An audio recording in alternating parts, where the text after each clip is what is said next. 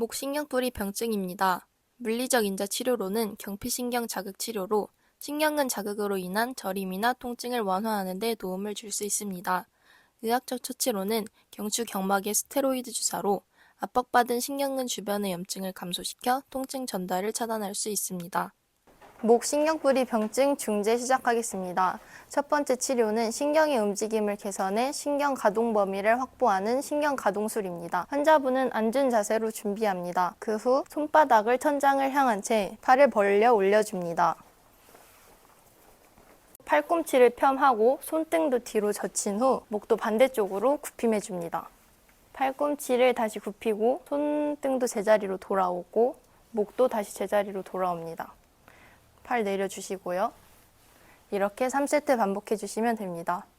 다음은 목의 위치를 정상 위치로 회복시키는 경추 안정화 운동 진행하겠습니다. 환자분은 누운 자세로 준비해 줍니다. 머리가 들리지 않는 선에서 턱을 목 쪽으로 지그시 당겨줍니다. 이때 너무 많은 힘이 들어가면 안 되고 적당히 목을 지그시 누른다는 느낌으로만 당겨줍니다. 10초간 유지해 주시고 이것을 10회 정도 반복해 주시면 됩니다.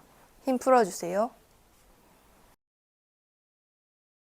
크롬프키 보조기 설명하도록 하겠습니다. 일명 너클밴더 스플린터라 불리며 사진처럼 손등의 막대가 손허리 관절을 강제로 굽혀주면 반대로 손가락 끝은 자연스럽게 펴지면서 손 기능을 보조하고 구축을 예방합니다. 안녕하십니까. 크롬프키 마비 CAT1 아랫발 신경 손상인 중재 방법에 대해 설명하도록 하겠습니다. 크롬프키 마비는 MCP 관절은 펴지고 IP 관절은 굽혀지는 이런 갈기손 변형이 나타나는데 여기에 대한 중재 방법은 이제 L자 스트레칭이 있습니다. 이 L자 스트레칭 방법에서 이 환자의 이쪽 관절을 잡고 이렇게 굽혀준 상태에서 이 IP 관절은 쭉 펴주고 또 유의할 점이 이 엄지가 안쪽으로 모이지 않도록 치료사는 벌림을 유지한 채 진행을 해주는 겁니다. 자, 그리고 이제 환자와 같이 할 수 있는 치료 방법인데요.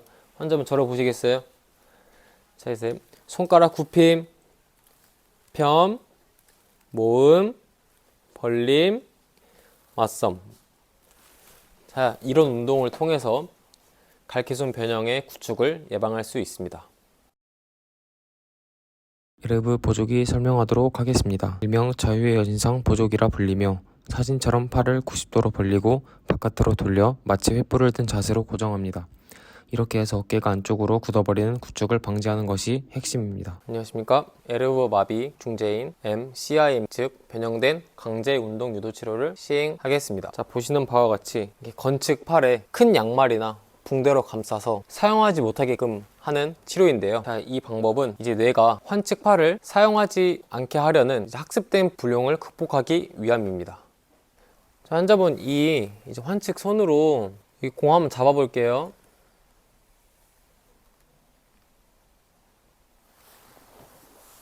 자, 이렇게 환자가 환측 팔로 이 공을 잡음으로써 이 많은 연구에 따르면 이제 의미 있는 과제를 반복 수행함으로써 신경 가소성을 촉진하여 환측의 팔의 움직임의 질과 사용 빈도를 효율적으로 향상시킬 수 있다는 많은 근거와 논문들이 있었습니다. 통증 감소를 목적으로 온스포, 초음파 적외선과 같은 전기 및 광선 치료를 적용할 수 있습니다.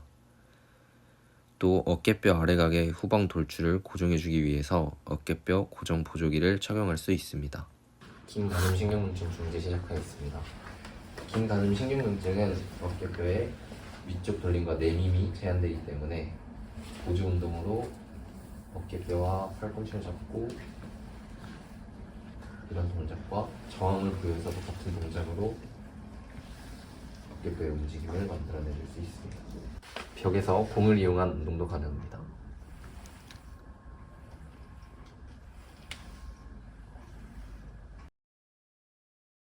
물리적 인자 치료입니다. C5, C6 뿌리에서 유래하는 근육 피부 신경의 손상으로 팔꿈치 굽힘 기능 장애가 발생하기 때문에 이를 치료하기 위해 위팔 두갈래근의 FES, 즉 기능적 전기자극법으로 근수축을 유도합니다. 근육 피부 신경병증 물리치료는 근위축을 예방하고 근력을 강화하는 데 중점을 둡니다. 방금 설명드렸다시피 팔꿈치 굽힘의 기능이 상실되었기 때문에 시작은 수동 운동으로 시작합니다.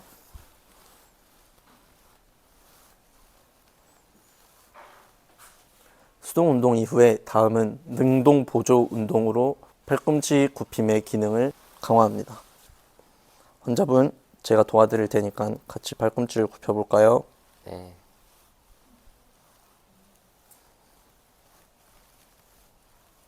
다음은 어느 정도 환자의 기능이 회복되었기 때문에 능동 운동과 더불어 저항을 주어 근력을 강화합니다. 환자분, 팔꿈치를 굽히실 때 저를 이겨보세요. 네.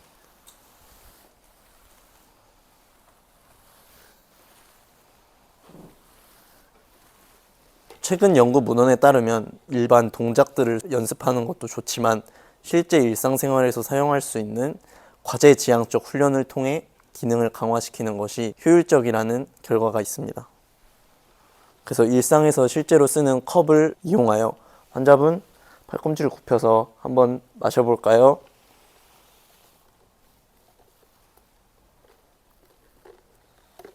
이런 식으로 기능 강화를 하는 것이 효과적입니다. 이상입니다. 다음은 물리적 인자 치료입니다. 질환 초기에는 다음과 같이 전극을 부착하여 텐즈로 통증을 컨트롤해주고 후에 NMS 전기 자극을 통해 마비근의 근수축을 유도할 수 있습니다. 겨드랑 신경병증 중재 시작하도록 하겠습니다. 중재 초기에는 통증 감소를 위하여 물리적 인자 치료와 AROM, PROM 운동을 통해서 관절의 위축, 구축을 방지할 수 있습니다.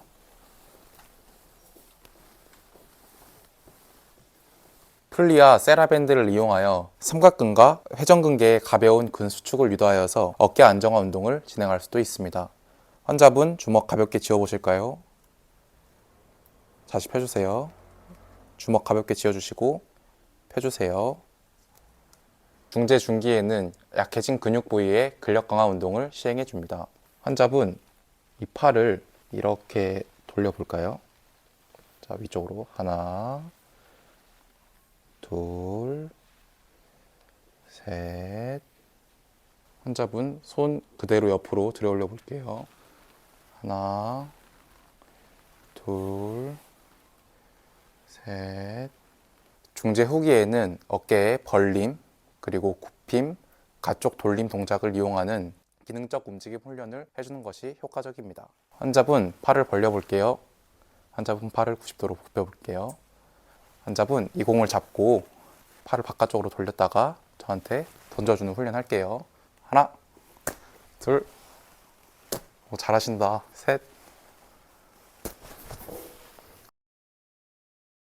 노신경병증의 물리적 인자 처치로는 노신경 마비로 인해 발생하는 손목 처짐을 방지하고자 쿡업 스플린트를 착용할 수 있으며 통증 조절을 위해 적외선 초음파 등의 열 치료와 EMS를 통해 마비근의 근수축을 유발할 수 있습니다. 노신경병증 중재입니다. 먼저 ULTT입니다. ULTT는 2025년도 연구에 따르면 신경긴장 완화와 통증 감소 효과에 있어서 물리적 인자 치료보다 더 뛰어나다는 논문이 있어서 적극적인 중재 방법으로 권장되어 왔습니다. 환자는 가슴을 앞으로 내밀고 어깨를 내린 상태에서 손가락과 손목을 굽힌 이 자세를 유지해 줍니다. 이 상태에서 팔꿈치만 폈다가 돌아와서 노신경의 스트레칭을 실시합니다. 두 번째는 편근 힘줄 미끄러짐 운동입니다. 힘줄 미끄러짐 운동 또한 25년도 연구 논문에 따르면 손가락의 힘줄의 유착 방지와 근력 강화에 효과가 뛰어나다는 연구 논문이 있습니다.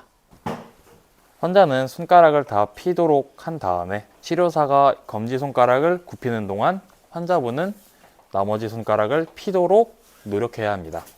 환자분, 제가 이 손가락 굽히는 동안 나머지 손가락은 굽혀지지 말고 펴지도록 노력하세요.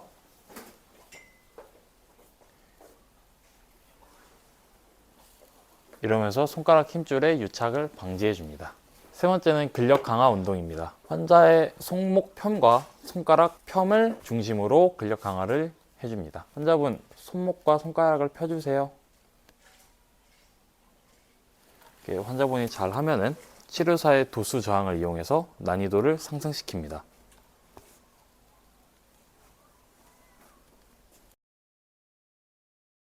정중신경병증의 물리적 인자 처치로는 엄지손가락의 벌림 장애로 인한 원숭이 손 변형을 방지하고자 맞선 부목을 착용할 수 있으며 통증 조절을 위해 적외선 초음파 등의 열 치료와 EMS를 통해 마비근의 근수축을 유발할 수 있습니다. 정중신경병증 중재입니다. ULTT입니다. 아까 노신경병증 ULTT 자세에서 손목과 손가락을 펴시킨 자세로 변경합니다.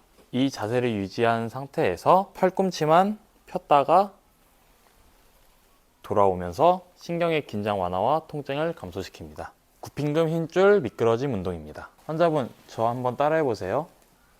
하나, 둘, 셋, 넷, 다섯. 이 동작을 반복하여서 힘줄이 독립적으로 잘 미끄러질 수 있도록 유도합니다. 세 번째, 근력 운동입니다. 손가락과 손목의 굽힘근 그리고 엄지의 맞섬근을 위주로 근력 운동을 시켜줍니다. 환자분 공을 쥐고 꽉 쥐어 짜보세요 하면서 손가락 굽힘근의 근력을 강화시켜주고 쥐어 짜면서 손목도 같이 한번 굽혀보세요.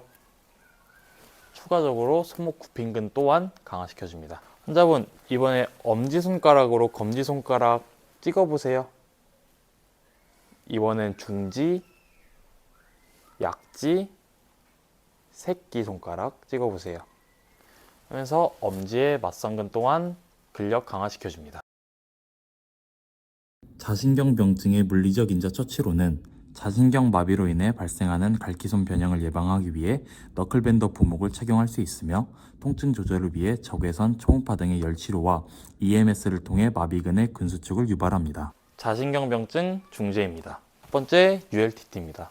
아까 정중신경병증 ULTT 자세에서 손바닥이 환자의 귀를 향하게 자세를 변경시켜준 다음에 손목을 양가쪽으로 돌려주면서 자신경을 스트레칭 시켜줍니다. 두 번째, 근력 강화 운동입니다. 손가락의 벌림근과 모음근, 그리고 손가락의 내재근, 마지막으로 손가락의 정교한 움직임을 향상시킬 수 있도록 합니다. 환자분, 저 한번 따라해 보세요. 이 자세에서 손가락을 모으고 벌려볼게요. 이 동작을 실시함으로써 벌림근과 모음근을 강화시켜줍니다. 이번엔 손가락 내재근 운동입니다. 갈기손 변형 방지 예방을 하고자 운동을 실시합니다. 환자분, 이 그립으로 책을 잡고 버텨볼게요. 이렇게 손가락 내재근을 강화시켜주면서 갈기손 변형을 예방합니다. 마지막으로 손가락의 정교한 움직임을 증진시키기 위해서 환자의 외투에 있는 자크를 올리도록 유도합니다. 환자분, 외투에 자크를 한번 올려볼까요?